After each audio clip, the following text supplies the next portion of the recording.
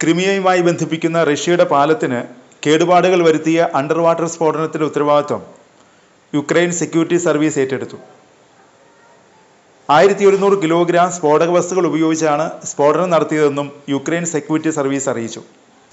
പാലത്തിന്റെ under water തൂണുകൾ ലക്ഷ്യമിട്ടുള്ള ഓപ്പറേഷൻ മാസങ്ങളായി ആസൂത്രണം ചെയ്തിരുന്നതായി യുക്രൈൻ സെക്യൂരിറ്റി സർവീസ് പറഞ്ഞു. ചൊവ്വാഴ്ച പുറത്തിറക്കിയ പ്രസ്താവനയിലാണ് യുക്രൈൻ്റെ അവകാശവാദം. റോഡ് റെയിൽ പാലം ലക്ഷ്യമാക്കി 1100 കിലോഗ്രാം സ്ഫോടക വസ്തുക്കൾ ഉപയോഗിച്ചതായി യുക്രൈൻ്റെ SBU അറിയിച്ചു.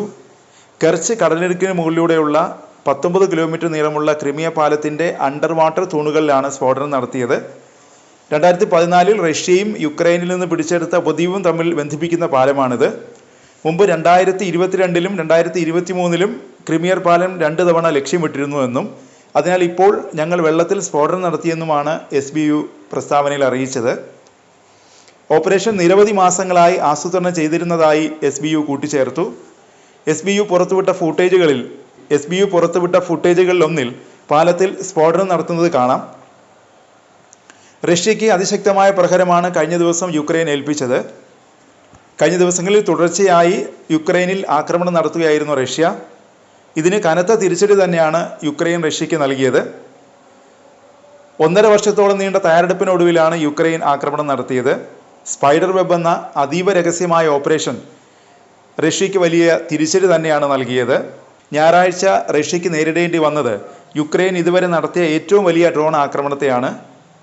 കോടിക്കണക്കിന് ഡോളർ വില വരുന്ന യുദ്ധവിമാനങ്ങളാണ് ആക്രമിക്കപ്പെട്ടത്. റഷ്യയുടെ ആകാശക്കരുത്തിൻ്റെ പ്രതീകങ്ങളായ യുദ്ധവിമാനങ്ങളാണ് യുക്രൈൻ തകർത്തത്. ഈ ആക്രമണം റഷ്യയെ സംബന്ധിച്ചിടത്തോളം ഏറെ നിർണായകമാണ്.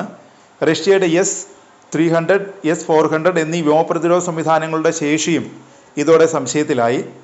റഷ്യയുടെ സുരക്ഷാ സംവിധാനങ്ങളെല്ലാം ഭേദിച്ചാണ് രഹസ്യമായി അകത്ത് കടന്ന് യുക്രൈൻ സൈബീരിയയിൽ വൻ ആക്രമണം നടത്തിയത്. റഷ്യ യുക്രൈൻ സംഘർഷ മേഖലയിൽ നിന്ന് 4300 കിലോമീറ്റർ അകലെയാണ് യുക്രൈൻ ആക്രമണം നടത്തിയത്. സൈബീരിയയിലെ ബെലായ വ്യോമത്താവളവും പടിഞ്ഞാറൻ അതിർത്തിയിൽ നിന്ന് 2000 കിലോമീറ്റർ അകലെയുള്ള ഓലന്യ വ്യോമത്താവളവുമാണ് യുക്രൈൻ്റെ ആക്രമണത്തിനിരയായത്.